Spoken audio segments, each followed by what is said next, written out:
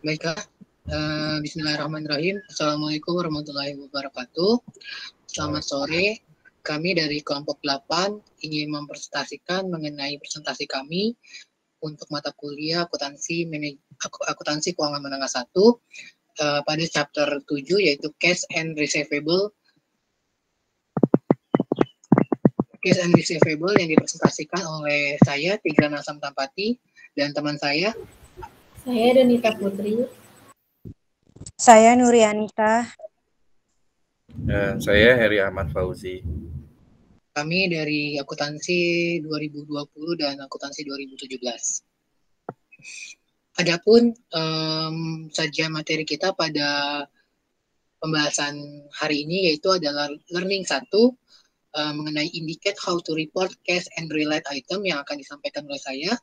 Learning 2 define receivable and explain accounting issue related to their recognition, itu akan disampaikan oleh Kak Heri. Learning 3 explain the accounting issue related to valuation of account receivable akan disampaikan oleh Donita. Learning 4 explain accounting issue related to recognition and valuation of not receivable akan disampaikan oleh Nuri. Dan yang terakhir itu learning 5 explain accounting issue related to recognition of valuation of not receivable. Baiklah, kita akan mulai pada presentasi kita pada hari ini, yaitu mengenai chapter 7. Apa yang akan kita pelajari dalam chapter 7 ini? Chapter 7 itu membuat materi mengenai cash and receivable atau kas dan piutang. Apa sih maksud dengan kas? Apa yang maksud dengan piutang? Dan apa yang kita pelajari? Kas merupakan sumber daya utama perusahaan dalam pengelolaan operasional perusahaan. Kas tunai akan mempermudah perusahaan untuk membiayai semua operasional. Contohnya adalah untuk pembayaran atau beban atau juga pembelian peralatan. Serta sumber daya selanjutnya receivable yang merupakan sumber daya yang diakui perusahaan di suatu waktu berikutnya. Nah, kas ini merupakan aset yang paling liquid yang ada di suatu perusahaan yang dimana perusahaan dapat menggunakannya secara fleksibel. Tetapi kas ini tentunya punya limit yang terbatas dibandingkan dengan sumber daya yang lainnya. Untuk receivable sendiri merupakan suatu aset yang dimana perusahaan dapat mengakuinya sebagai aset dimana setelah dilakukannya pembayaran di waktu berikutnya. Itu merupakan receivable. Jadi yang akan kita pelajari di chapter 7-nya adalah mengenai cash dan receivable. Jika kita akan masuk kepada learning 1. Learning 1 yaitu membahas mengenai indicate how to report cash and related item. Oke, kita akan membahas mengenai cash. Apa sih maksud dengan cash? Cash adalah uang tunai atau aset yang paling liquid, yaitu adalah alat tukar standar dan dasar untuk pengukuran dan akuntansi untuk semua item yang ada di dalamnya. Perusahaan umumnya mengklasifikasikan kas atau cash ini sebagai aktiva lancar atau disebut juga dengan current asset. Uang ini dapat terdiri dari koin, ada mata uang, dan dana yang tersedia di dalam perbankan yang biasa disebut dengan deposito, giro, dan lainnya yang dimiliki oleh suatu perusahaan. Beberapa instrumen kas atau cash, salah satunya terdapat di bank adalah rekening tabungan. Rekening tabungan memiliki sifat dapat dicairkan kapanpun dananya tanpa melakukan perjanjian dengan pihak bank terlebih dahulu. Karena hakikatnya rekening tabungan merupakan metode yang terdapat dalam option yang ada di suatu perusahaan dalam penerimaan cashnya, karena dapat ditarik melalui buku tabungan ataupun melalui ATM. Jadi ketika kita berbicara mengenai cash yang ada di suatu perusahaan, kita harus melihat bahwasanya cash ini merupakan aset yang paling liquid, yang paling cepat dicairkan oleh suatu perusahaan untuk membayarkan suatu tagihan atau pembayaran yang menjadi tanggungan suatu perusahaan tersebut. Nah, kas ini tadi seperti sudah saya jelaskan bahwasanya kas ini dapat digunakan untuk pembayaran-pembayaran yang relatif lebih kecil dibandingkan dengan pembayaran-pembayaran yang lebih besar. Nah, jadi biasanya digunakan tadi untuk beban listrik, beban telepon, beban gaji. Nah, itu biasanya menggunakan cash di suatu perusahaan. Baiklah, kita akan melanjut kepada presentasi slide selanjutnya. Ini mengenai beberapa pelaporan cash. Secara umum, cash dilaporkan dalam beberapa kejadian, seperti yang pertama, yaitu adalah cash equivalent. Yang kedua ada restricted cash, dan yang ketiga ada bank overdraft. Ini tampilannya ada di beberapa gambar yang telah kami sajikan. Itu yang pertama ada restricted cash, yang kedua ada cash and equivalent, lalu ada yang selanjutnya adalah bank overdraft. Selanjutnya kita akan membahas mengenai cash equivalent. Apa sih maksud dengan cash equivalent? Cash equivalent yaitu adalah klasifikasi umum dari cash dan cash equivalent. Cash equivalent adalah investasi jangka panjang yang sangat liquid, yang keduanya dapat, yang pertama dapat segera dikonversi menjadi cash dalam jumlah yang diketahui. Yang kedua memiliki resiko perubahan nilai yang tidak terlalu signifikan. IFRS menunjukkan bahwa hanya investasi dengan jatuh tempo asli 3 bulan atau kurang pada akuisisi yang memenuhi syarat di bawah definisi ini. Selain itu, kas dan setara kas harus dimiliki untuk tujuan untuk memenuhi komitmen kas jangka pendek dan bukan untuk tujuan investasi. Contoh cash equivalent adalah obligasi, surat berharga, reksadana pasar tertentu, dan beberapa perusahaan menggabung kas dengan investasi jangka pendek pada laporan posisi keuangan. Akan tetapi hal tersebut dapat merugikan perusahaan apabila menjual obligasi atau surat berharga di bawah nilai pasar. Pada akhirnya ISSB mengklasifikasikan jika suatu aset bukan uang tunai maka digolongkan dengan temporary investment atau investasi sementara. Jadi di slide ini kita belajar bahwasannya cash equivalent merupakan cash yang merupakan investasi jangka pendek yang sangat liquid. Artinya perusahaan ini dapat menggunakan cash equivalent ini menjadi alat pembayaran gitu loh. Nah, metodenya itu adalah yang pertama adalah obligasi, ada surat berharga, dan reksadana pasar.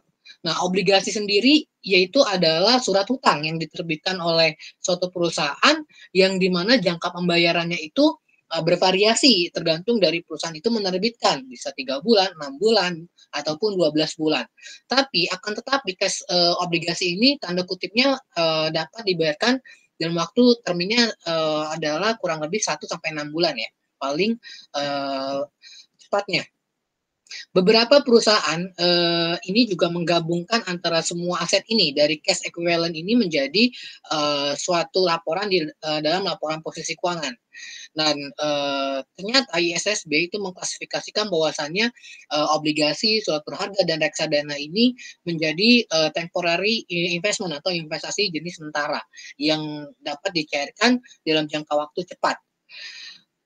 Baiklah, kita akan memasuki materi yang kedua, itu mengenai restricted cash. Apa sih maksud dengan restricted cash? Yaitu adalah perusahaan dapat mengklasifikasikan restricted cash dalam penggunaannya dalam aset lancar atau aset tidak lancar, tergantung pada tanggal ketersediaan atau pencairan. Klasifikasi pada bagian lancar sesuai jika menggunakan kas untuk pembayaran kewajiban yang ada atau satu siklus operasi yang mana lebih lama. Di sisi lain, perusahaan menunjukkan kas terbatas di bagian tidak lancar dari laporan posisi keuangan jika memegang kas untuk jangka waktu yang lebih lama. Kas yang diklasifikasikan dalam bagian tidak lancar sering disisihkan untuk ekspansi pabrik dan penghentian utang jangka panjang. Pengungkapan kas terbatas atau invoice itu ditampilkan dalam ilustrasi pada 7.1.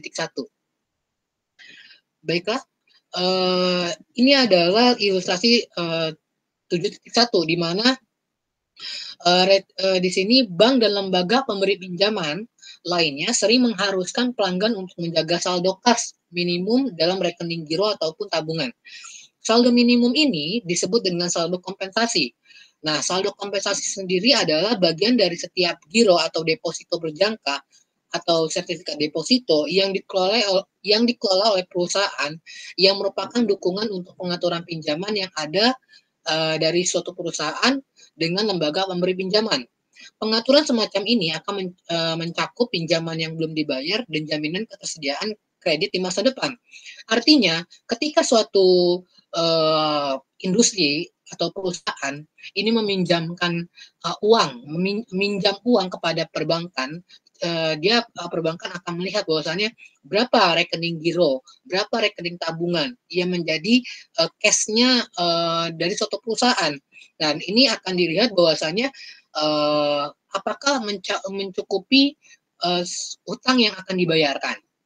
Nah, ini yang dana-dana dari rekening giro dan tabungan inilah yang menjadi jaminan yang akan di-approve oleh industri perbankan.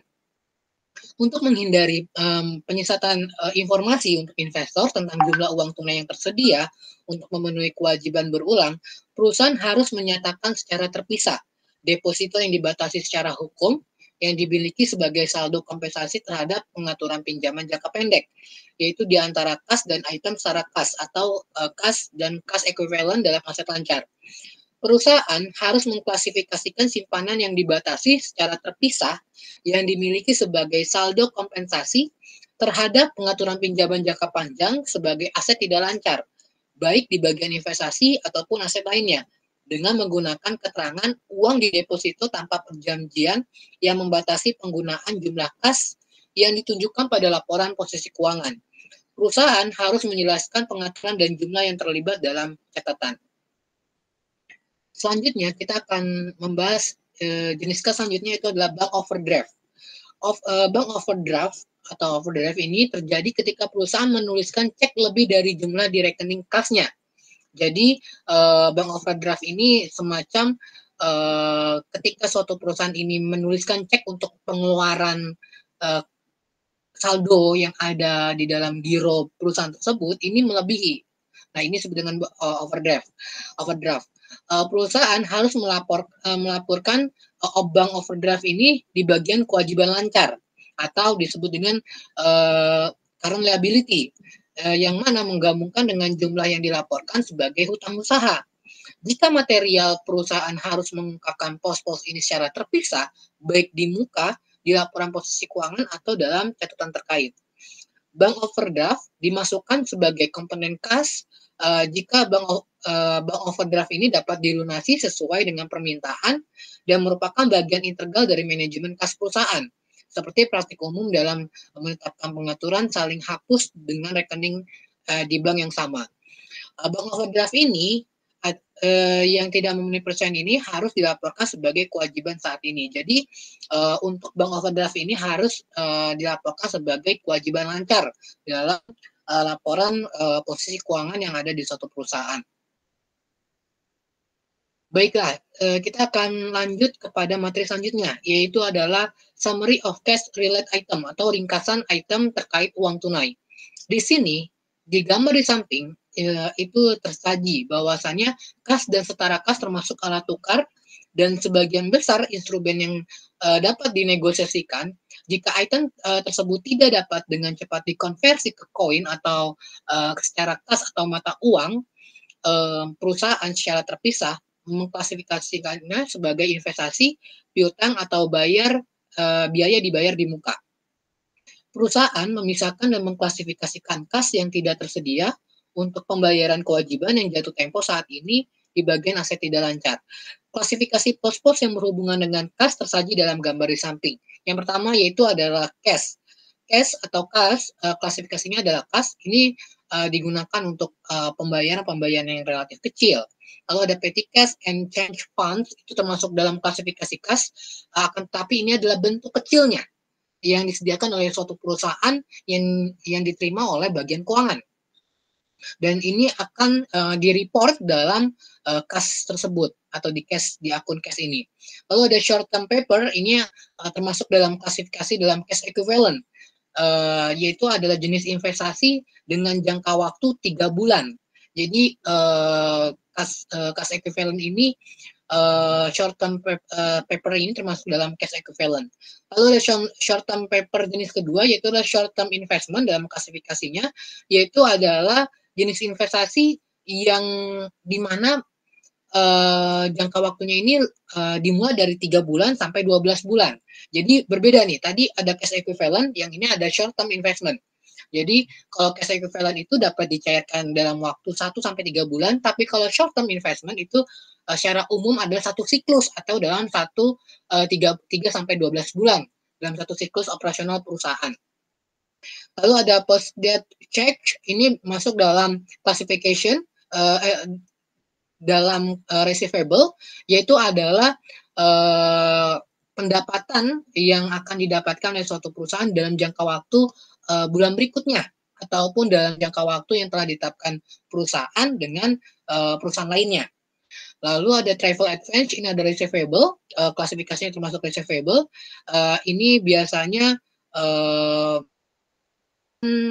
untuk gaji dalam perusahaan. Lalu ada prepaid expense, lalu ada cash, lalu sini cash juga ada bank overdraft, itu masuk dalam contoh classification-nya.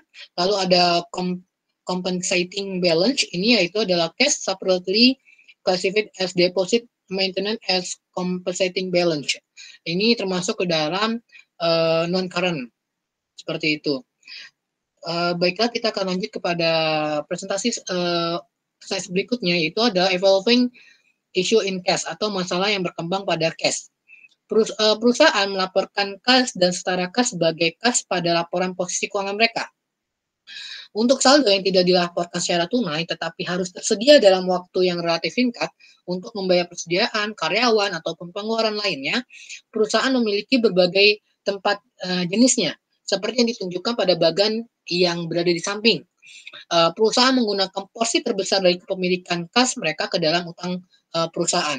Jadi sini kita melihat bahwasannya di dalam tabel ini disajikan bahwasannya ada 13% untuk biaya-biaya lain. Ini ada 5% untuk municipal fund, bonds, lalu ada commercial paper itu 9%, ada agency bonds, itu penerbitan dari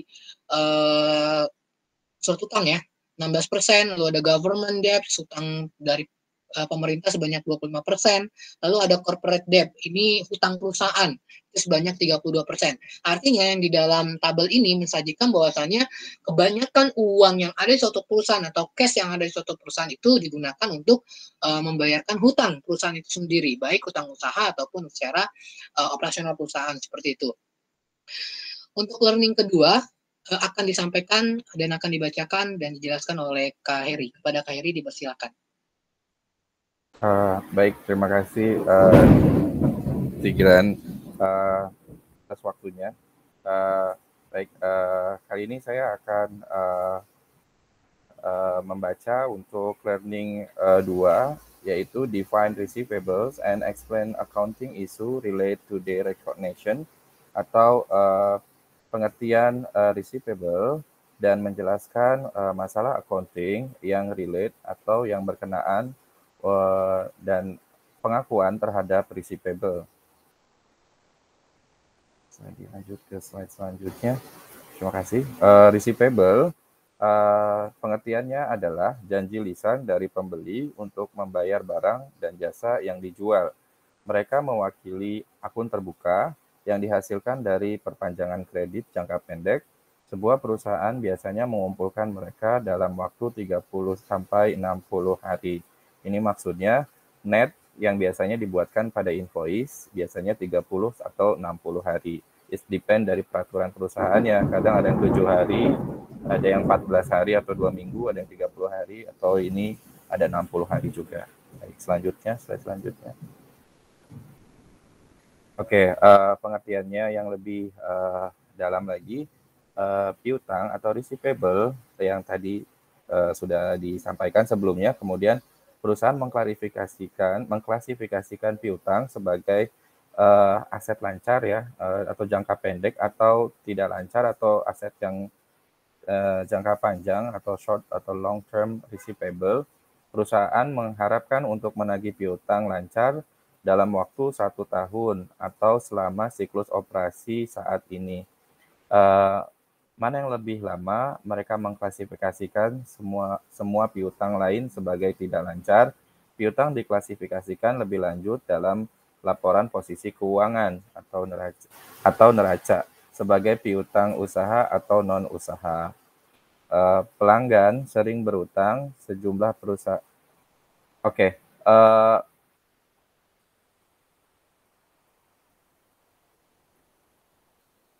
Oke, bisa lanjut ke slide selanjutnya.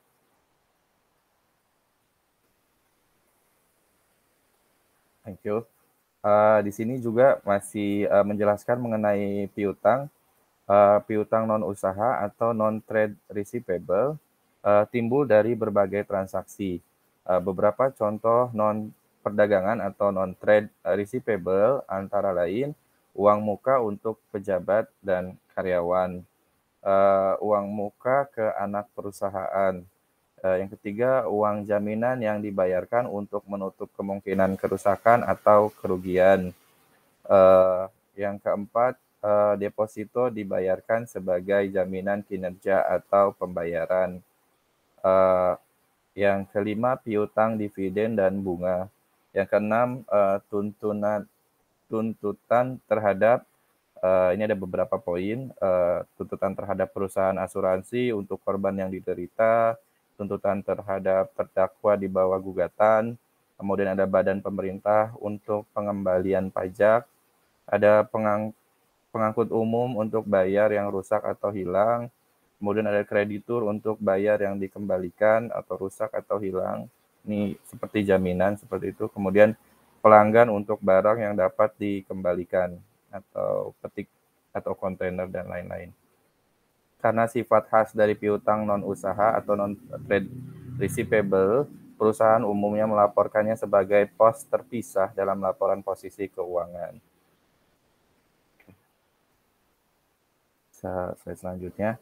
Nah, berikut ini tampilan di mana piutang atau piutang dalam konteks trade payable disajikan. Di sini ada dua perusahaan, di sisi kiri slide itu Heineken, nama perusahaannya, kemudian di sisi kanan itu entitasnya Nokia. Kemudian jika kita lihat, kedua posisi akun tersebut masuk ke dalam current asset. Jadi seperti itu, di sebelah kiri trade and other receivable angkanya 3.710, yang di balance sheet yang Nokia itu trade receivable-nya angkanya 4.856 seperti itu. Jadi adanya di current asset. Demikian, bisa tolong lanjut lagi. Oke. Contoh penjurnalan. Nah, saat ini kita masuk ke contoh penjurnalan akun receivable. Di sini ada contoh ketika ketika perubahan kontrol ini terjadi, Lululemon harus mengakui piutang dan pendapatan penjualan. Lululemon membuat entry berikut dengan asumsi bahwa $100 adalah jumlah yang diharapkan untuk diterima dari Jennifer. Jadi di sini si penjual adalah Lululemon, kemudian si customer adalah Jennifer. Berikut adalah data jurnal entry-nya. Jurnal entry-nya pada debit itu account receivable, pada kredit itu sales revenue. Bisa dilihat seperti itu. Oke, lanjut. Konsep perubahan pengendalian adalah faktor penentu dalam menentukan kapan kewajiban kinerja dipenuhi dan piutang diakui. Berikut adalah beberapa indikator kunci yang digunakan untuk menentukan bahwa Lululemon telah ditransfer dan bahwa Jennifer telah memperoleh kendali atas pakaian yoga. Yang pertama, Lululemon berhak atas pembayaran dari pelanggan. Jika Jennifer berkewajiban untuk membayar, itu menunjukkan bahwa kontrol telah diberikan kepada pelanggan. Kemudian yang kedua, Lululemon telah memberikan hak legal kepada pelanggan. Jika Jennifer memiliki hak legal atas barang, itu menunjukkan bahwa kontrol telah diberikan kepada pelanggan. Yang ketiga, Lululemon telah mengalihkan kepemilikan fisik barang jika Jennifer memiliki kepemilikan fisik. Itu menunjukkan bahwa kontrol telah diberikan kepada pelanggan. Yang keempat, Lululemon tidak lagi memiliki risiko dan manfaat yang signifikan atas kepemilikan barang. Jika Jennifer sekarang memiliki risiko dan manfaat kepemilikan yang signifikan. Ini menunjukkan bahwa kendali telah diberikan kepada pelanggan. Yang kelima, Jennifer telah menerima aset tersebut. Saya tolong slide selanjutnya. Baik, Di sini ada beberapa hal yang akan mempengaruhi nilai harga transaksi dan saldo piutang. Antara lain ya, yang pertama trade discount atau diskon perdagangan. Diskon perdagangan harga dapat dikenakan diskon perdagangan atau kuantitasnya, jadi nggak hanya harga, mungkin bisa secara kuantitas juga. Nah, perusahaan menggunakan diskon dagang semacam itu untuk menghindari perubahan katalog yang sering terjadi. Jadi ini salah satu siasat supaya tidak ada cost untuk merubah katalog. Jadi perusahaan membuat skema diskon seperti itu. Untuk mengubah harga untuk jumlah yang berbeda yang dibeli, jadi pada katalog seperti itu, atau untuk menyembunyikan harga faktur yang sebenarnya dari pesaing. Diskon perdagangan biasanya dikutip dalam persentase gitu. Biasanya diskon itu lebih banyak digunakan dalam jumlah persen gitu ya. Contohnya diskon 20%, diskon 30%, diskon 50% dan sebagainya. Misalnya katakanlah ponsel Anda memiliki harga jual $90 dan pabrikan menjual ke Best Buy, ini salah satu perusahaan di USA, untuk daftar harga dikurangi diskon perdagangan 40%. Pabrikan kemudian mencatat piutang sebesar $54 per telepon. Pabrikan, sesuai praktik normal, harga memotong diskon perdagangan dan dari daftar harga dan menagih bersih ke pelanggan. Gitu. Nah, ya itu yang tadi yang pertama, trade discount ya. Yang kedua ini cash discount. Perusahaan menawarkan diskon tunai atau cash discount untuk mendorong pembayaran segera. Nah, ini salah satu siasat di mana si perusahaan ingin dibayar lebih cepat gitu. Jadi account receivable-nya enggak aging-nya atau usianya tidak lama-lama seperti itu. Makanya dibuatkan cash discount gitu. Nah, cash discount ini biasanya tertulisnya unik, yang sepertinya biasanya anak-anak accounting tuh tahu ya. Jadi cara penulisan di invoice itu biasanya dalam istilah seperti ini, 2/10, N/30. Nah, itu maksudnya adalah kalau 2/10, 2%. Jadi jika dibayar dalam 10 hari, jadi dia dapat diskon 2%. Jika dibayar dalam 10 hari. Nah, jumlah kotor jatuh tempo dalam 30 hari. Jadi kalau dia si customer sudah membayar sebelum 10 hari itu, mohon maaf, jadi mendapatkan diskon 2%. Adapun due-nya atau jatuh temponya adalah 30 hari. Mohon maaf. Nggak bisa banyak bicara. Oke. Atau saya lanjut lagi, maaf. Atau 2/10 IOM net 30 IOM. Jadi artinya 2% jika dibayar setiap saat pada tanggal 10 bulan berikutnya, dengan pembayaran penuh jatuh tempo pada tanggal 30 bulan berikutnya. Maaf. Oke. Pelanggan biasanya mengambil diskon penjualan kecuali uang tunai mereka sangat terbatas. Nah, mengapa pelanggan yang menerima pengurangan 1% dalam harga jual untuk pembayaran dalam 10 hari, total pembayaran jatuh tempo dalam 30 hari, secara efektif memperoleh 18,25%. Atau setidaknya menghindar 18,25%, atau dalam kurung 0,1 dalam kurung lagi 20,365. Oke, atau setidaknya menghindari tingkat biaya bunga tersebut. Perusahaan harus mencatat piutang dan pendapatan terkait pada jumlah pertimbangan yang diharapkan akan diterima dari pelanggan.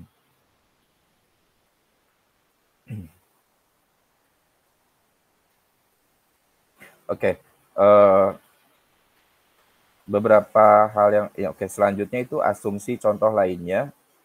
Misalnya asumsikan bahwa Henley Company menjual barang seharga €10.000 kepada Murdoch Group dengan syarat 2/10 net 30, dan Henley berharap diskon akan diambil. Akibatnya, Henley mencatat piutang dan pendapatan penjualan terkait dengan harga bersih adalah €9.800. Pendekatan ini sering disebut sebagai metode bersih atau net method karena mencoba menilai piutang pada kas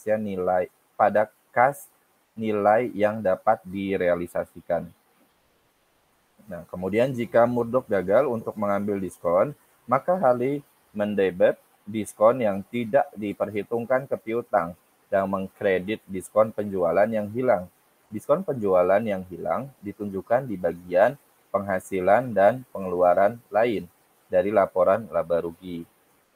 Secara teoritis, metode bersih benar karena piutang dinyatakan sebesar nilai realisasi kas dengan asumsi perkiraan benar, dan penjualan bersih mengukur pendapatan yang diakui dari penjualan. Namun, banyak perusahaan terus menggunakan apa yang disebut sebagai metode kotor dalam mencatat piutang dan penjualan terkait. Metode kotor itu gross method berarti ya. Kemudian jika Henley menggunakan metode kotor atau gross method, ia mencatat piutang usaha dan pendapatan penjualan terkait sebesar €10.000, bukan €9.800. Di bawah metode kotor, Henley mengakui diskon penjualan ketika menerima pembayaran dalam periode diskon atau pendapatan Henley. Pernyataan kemudian menunjukkan diskon penjualan sebagai pengurang dan penjualan untuk sampai pada penjualan bersih. Data entry selanjutnya ini bakal ada contoh di slide selanjutnya menunjukkan perbedaan antara metode kotor dan metode bersih atau net atau gross method. Seperti ini. Di sini ada journal entry untuk gross method dan net method ya. Kita bisa lihat di gross method ini pengakuannya adalah account receivable, kemudian sales revenue diakui sebagai 10.000 dan 10.000.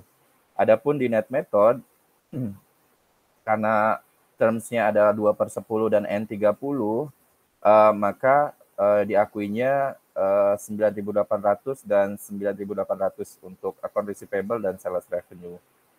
Kemudian pada payment €4.000 sales receipt within discount. Jadi cash di cash dan sales discount itu pada debit, kemudian pada kreditnya account receivable. Kalau di net method itu cukup dua, cash dan account receivable saja. Seperti itu. Kemudian pada receivable setelah didiskon, untuk gross method itu kebalikannya kepada net method tadi, jadi cukup dua, hanya cash dan account receivable saja. Adapun dengan net method di situ ada tambahan sales discount for voltage ya, di situ ada 120. Seperti itu. Dilanjut, terima kasih. Kemudian yang ketiga ini ada sales return and allowance. Bentuk lain dari pertimbangan variabel berkaitan dengan retur dan potongan penjualan. Misalnya, asumsikan bahwa Max Glass menjual kacamata badai ke Oliver Builder. Sebagai bagian dari perjanjian penjualan, Max menyertakan ketentuan bahwa jika Oliver tidak puas dengan produk tersebut, Max akan memberikan potongan harga pada harga penjualan atau setuju untuk mengambil kembali produk tersebut. Akibatnya, Max harus mencatat piutang usaha dan pendapatan terkait pada jumlah pertimbangan yang diharapkan akan diterima. Jumlah yang akan dicatat akan termasuk perkiraan retur penjualan. Sebagai ilustrasi, asumsikan bahwa pada tanggal 4 Januari 2022, Max menjual 5.000 kacamata kepada Oliver secara kredit. Pada saat penjualan, Max mengharapkan berdasarkan pengalaman masa lalu dan kondisi pasar saat ini bahwa $400 dari kacamata akan dikembalikan. Max mencatat penjualan secara kredit dan perkiraan jumlah pengembalian seperti itu. Selanjutnya, oke.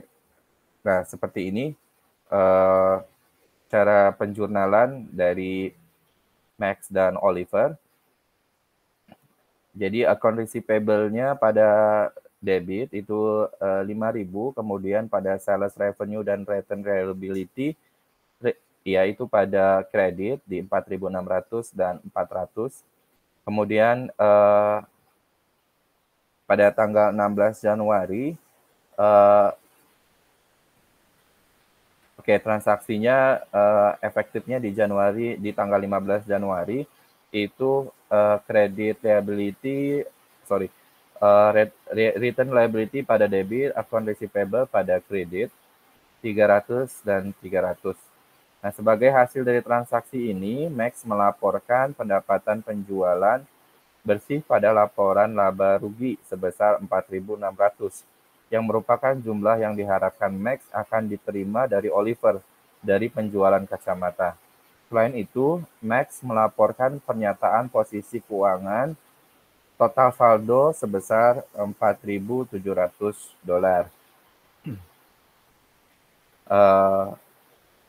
$5.000, kemudian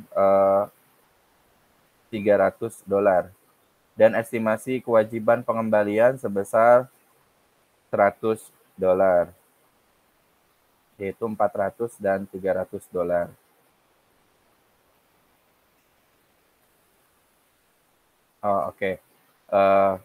Seperti itu.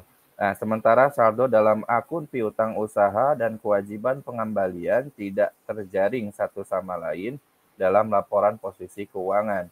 Jumlah bersihnya yaitu $4.600 mewakili jumlah yang tunai yang diharapkan Max akan diterima dari penjualan ini. Gitu. Selanjutnya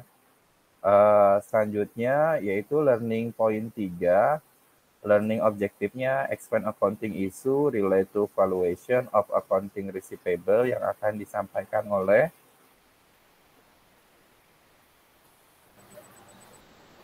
Donita ya. Pada Donita dipersilakan. Terima kasih. Selanjutnya ada learning 3, explain accounting issues relate to valuation of accounts receivable. Next.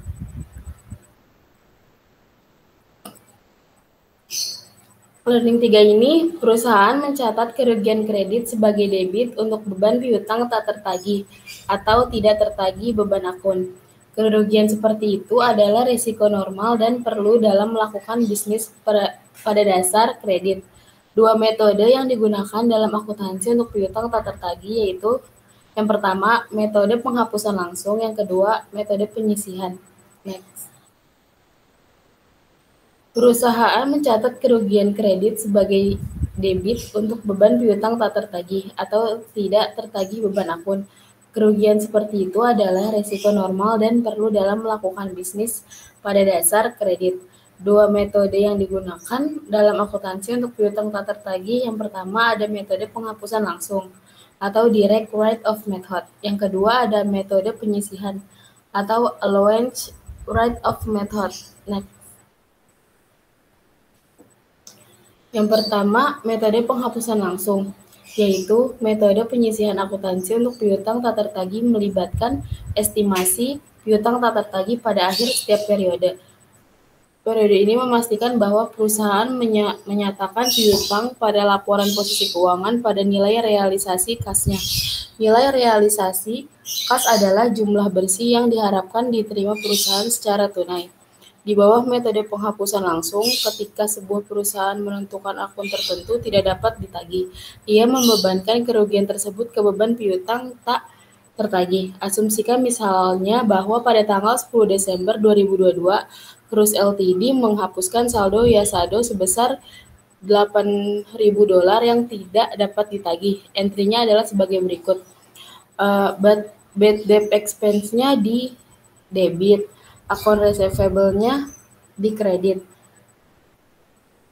Dengan metode ini, beban piutang tak tertagih hanya akan menunjukkan kerugian aktual dan tidak tertagihnya piutang. Perusahaan akan melaporkan piutang pada jumlah kotornya. Pendukung metode penghapusan langsung yang sering digunakan untuk tujuan pajak berpendapat bahwa itu mencatat fakta bukan perkiraan. Next. Yang kedua, ada metode penghapusan penyisihan. Metode penyisihan piutang tak tertagih melibatkan estimasi piutang tak tertagih pada akhir setiap periode. Hal ini memastikan bahwa perusahaan menyatakan piutang pada laporan posisi keuangan pada nilai realisasi kas mereka. Nilai realisasi kas adalah jumlah bersih yang diharapkan akan diterima perusahaan secara tunai.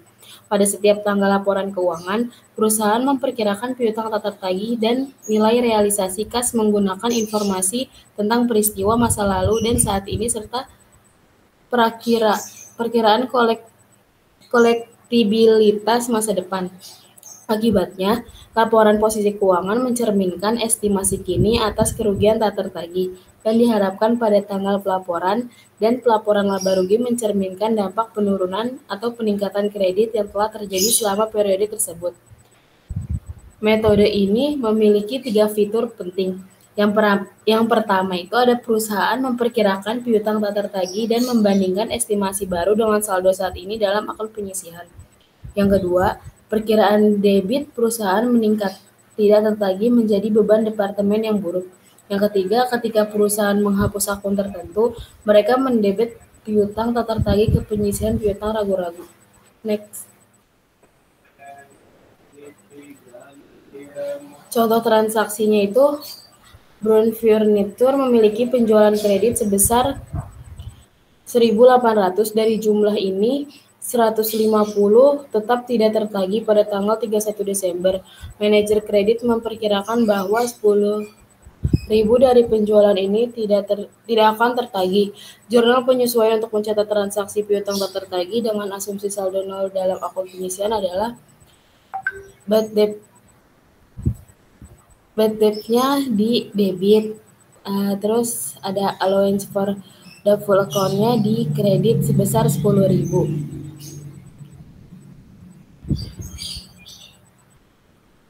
Terus ada laporan di laporan keuangan. Next.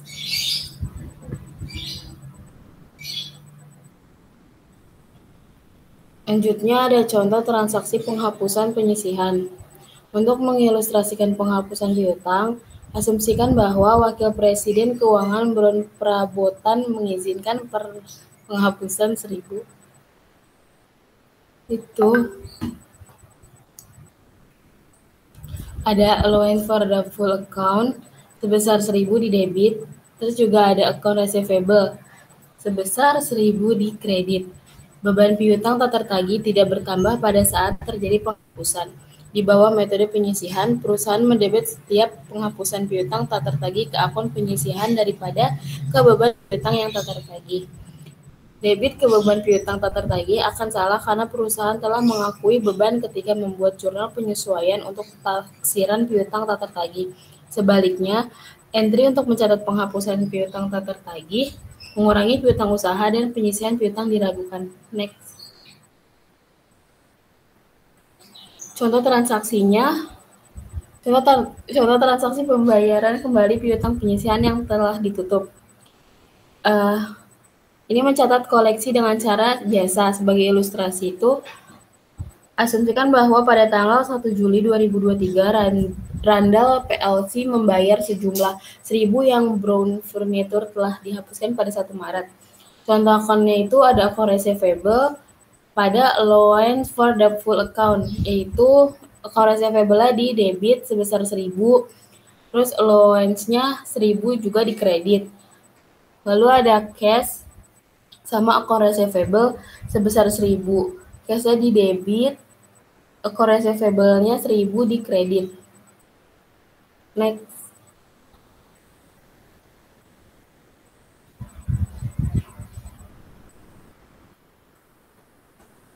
Selanjutnya ada contoh transaksi. Jadwal Wilson dan GO dalam ilustrasi 7.6 adalah sebuah contoh. Wilson melaporkan beban piutang tak tertagih sebesar 26.610 untuk tahun ini, dengan asumsi tidak ada saldo ada di akun penyisihan. Untuk sedikit mengubah ilustrasi, asumsikan bahwa akun penyisihan memiliki saldo kredit 800 sebelum penyesuaian. Dalam hal ini, Wilson menambahkan, jadi ada 25.810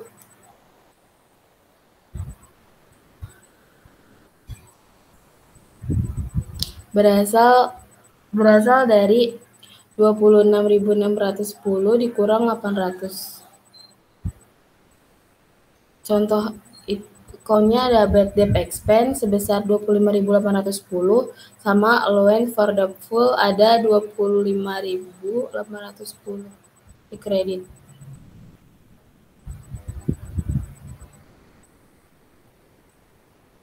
Selanjutnya ada tabel penyisihan.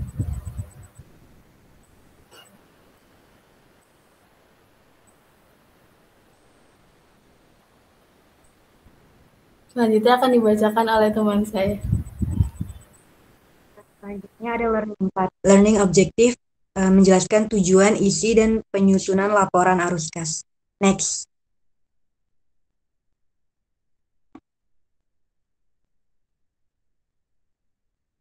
Ada notes receivable. Vessel tagih didukung oleh surat promise formal, janji tertulis untuk membayar sejumlah uang pada tanggal tertentu di masa depan. Catatan seperti itu bisa dinegosiasikan instrumen yang ditandatangani pembuat untuk mendukung penerima pembayaran yang ditunjuk yang secara hukum dan segera menjual atau mengalihkan vessel tersebut kepada orang lain. Meskipun semua catatan mengandung elemen bunga, karena nilai waktu uang, perusahaan mengklasifikasikannya sebagai berbunga atau tidak berbunga. Vessel berbunga memiliki tingkat bunga tertentu. Vessel tanpa bunga atau non-interesting bearing termasuk bunga sebagai bagian dari jumlah wajah mereka. Vessel tagih dianggap cukup liquid, bahkan jika jangka panjang, karena perusahaan dapat dengan mudah mengubahnya menjadi uang tunai, atau walaupun mereka mungkin membayar biaya untuk melakukannya. Next.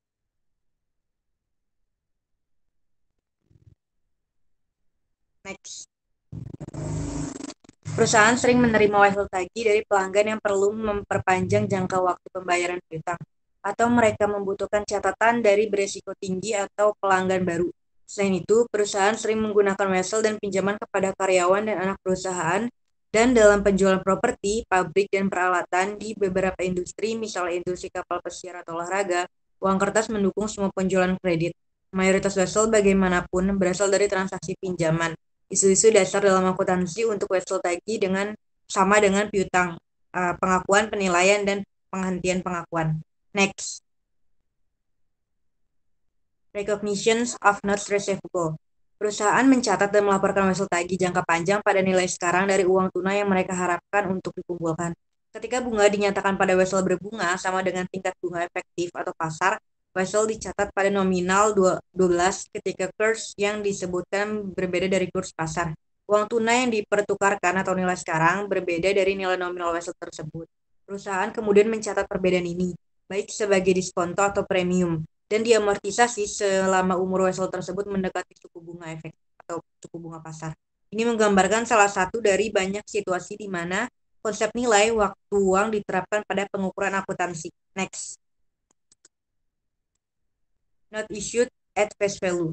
Untuk mengilustrasikan pendiskontoan wesel yang diterbitkan pada nilai nominal, asumsikan bahwa Bigelow SE meminjamkan impor Skandinavia sebesar 10.000 euro dengan imbalan 10.000 euro.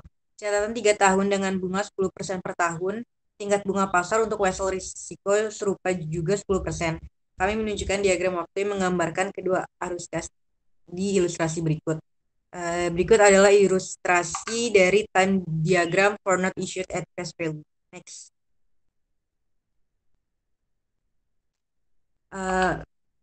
Bigelow menunjukkan Biglow menghitung nilai sekarang atau harga tukar uang kertas seperti yang ditunjukkan pada ilustrasi di bawah.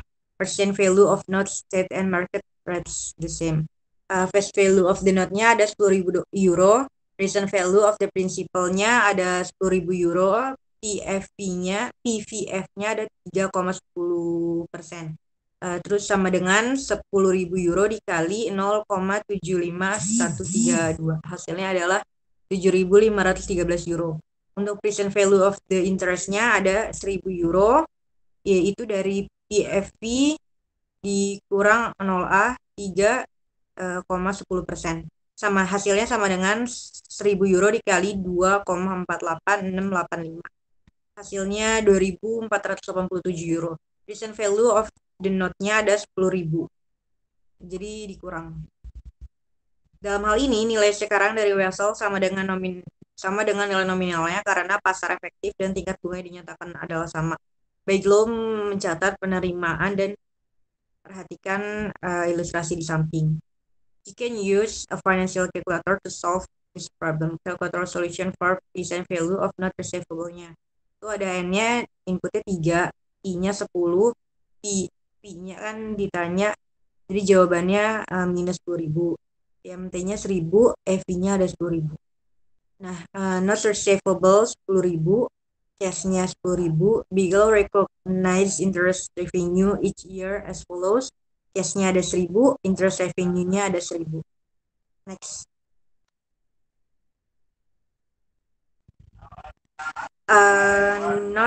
Not issued at face value. Catatan tanpa bunga. Jika sebuah perusahaan menerima Wesel tanpa bunga, nilai sekarang adalah uang tunai yang dibayarkan kepada penerbit. Karena perusahaan mengetahui jumlah masa depan dan nilai sekarang Wesel dapat menghitung tingkat bunga. Tingkat ini sering disebut sebagai tingkat bunga implisit. Perusahaan mencatat perbedaan antara masa depan, jumlah, dan nilai sekarang atau dibayar tunai sebagai diskon dan diamortisasi menjadi bunga pendapatan selama umur Wesel. Sebagai contoh, Jeremiah Company menerima pembayaran tanpa bunga selama 3 tahun senilai $10.000. Nilai sekarang adalah $7.721,80. Tingkat implisit yang menyamakan total kas yang akan diterima adalah $10.000 pada saat jatuh tempo. Dengan nilai sekarang dari arus kas masa depan $7.721,80 adalah 9%-nya. Nilai sekarang dari 1 untuk 3 periode pada 9% adalah 0,77218. Diagram waktu yang menggambarkan satu arus kas pada ilustrasi berikut. Next. Nah, berikut ada ilustrasi time diagram for zero interest bearing note. Jeremiah records the note receivable for the present value sebesar $7.721,80. As follows-nya sebagai berikut. Notes receivable-nya $7.721,80. Cash-nya ada $7.721,80. Nah, perusahaan mengamortisasi diskon dan mengakui pendapatan bunga setiap tahun menggunakan metode bunga efektif. Ilustrasi berikut menunjukkan diskon 3 tahun, jadwal amortisasi, dan pendapatan bunga. Next. Nah, berikut adalah diskon amortisasi penjadwalan bunganya. Jeremiah mencatat pendapatan bunga pada akhir tahun pertama menggunakan bunga efektif metode sebagai berikut. Next.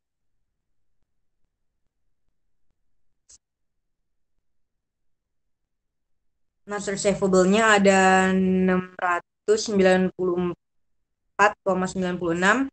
Interest revenue-nya itu $7.721,80 dikali 0,09. Jadi hasilnya balance yaitu 694,96. Di akhir tahun, Jeremiah meningkatkan piutang Wesel dan pendapatan bunga. Pada jatuh tempo, Jeremiah menerima nilai nominal uang tersebut.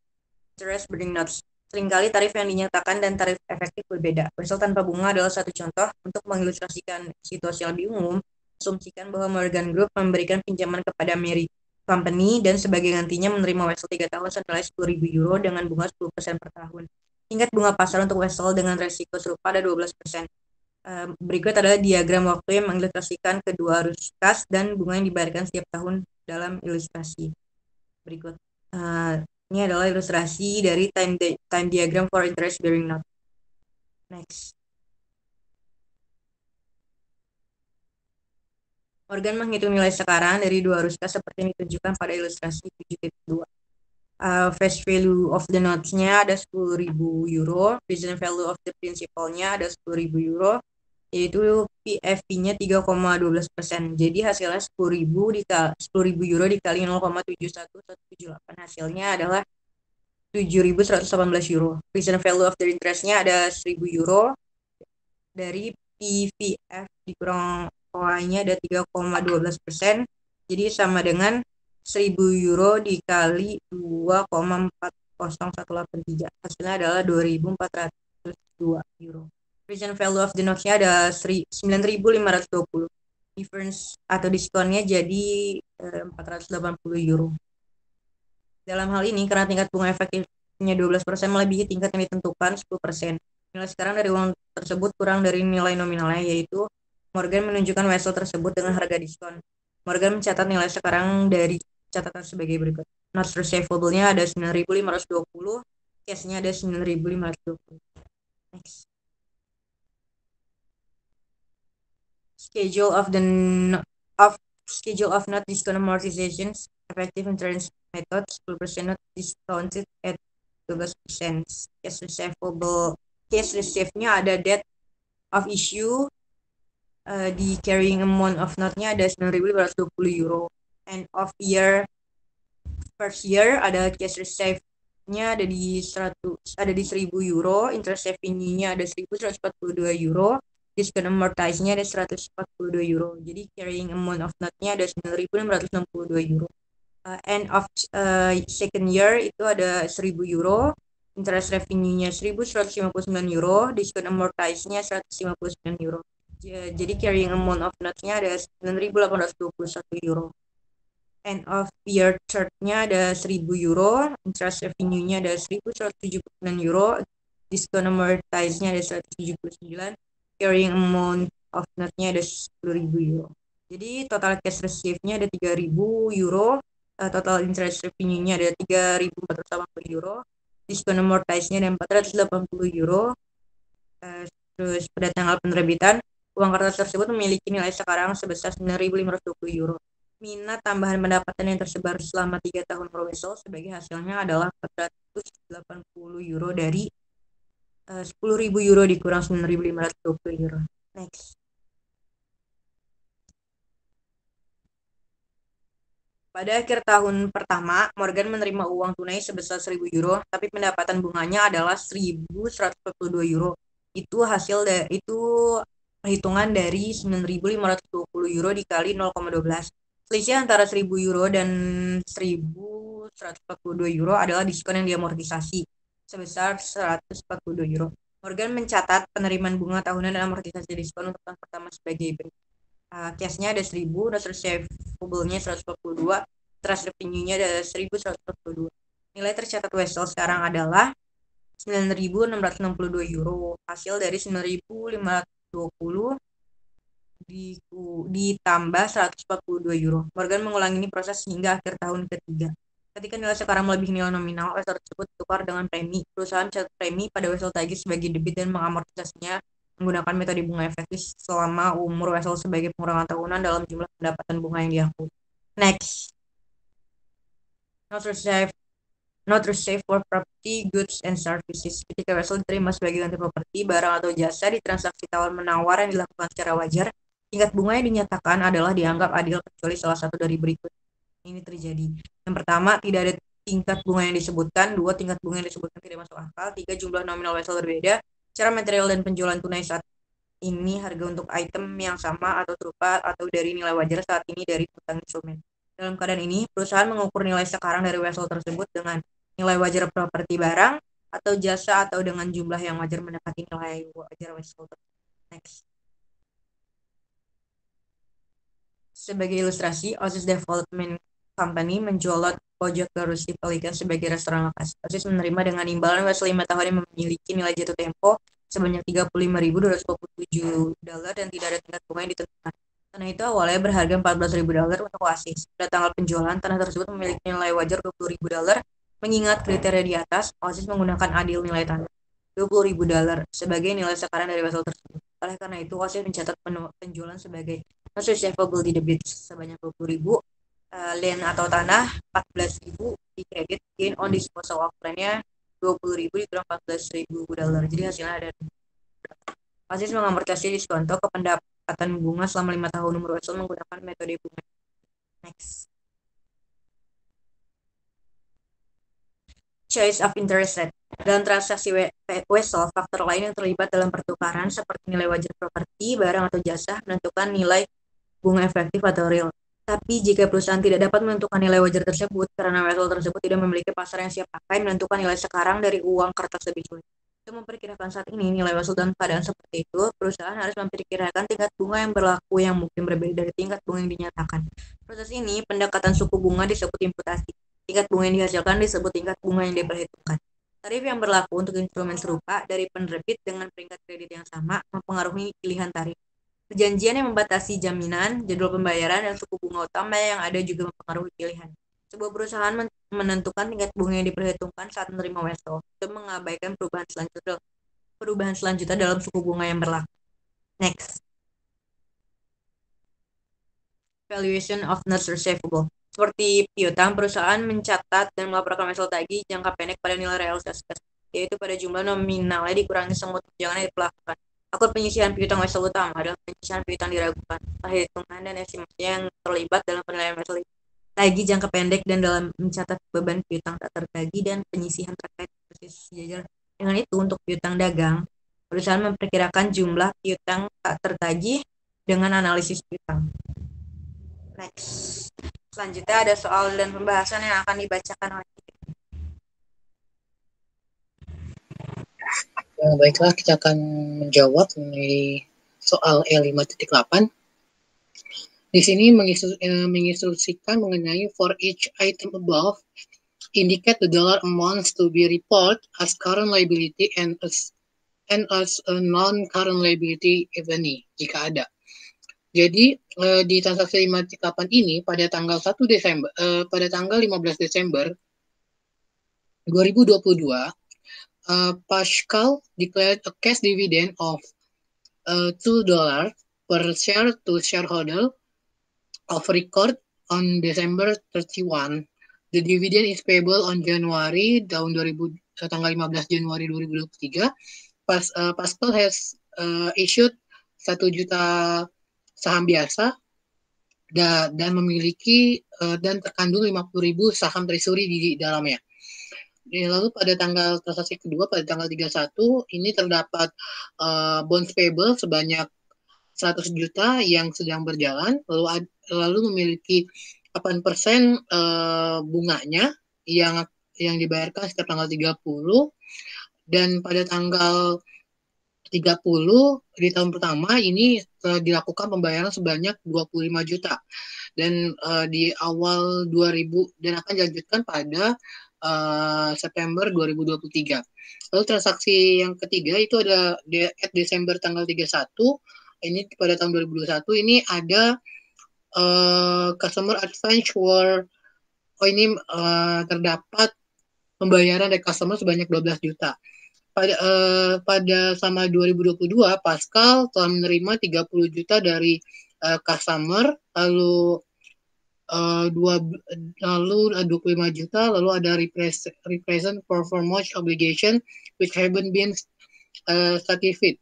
Dan di sini kita jelaskan bahwasannya untuk statement of financial position-nya itu ada, kita hanya mengkelompokkan saja yang ada di dalam current liability-nya itu adalah unearned revenue sebanyak 17 juta. Hasilnya dari mana?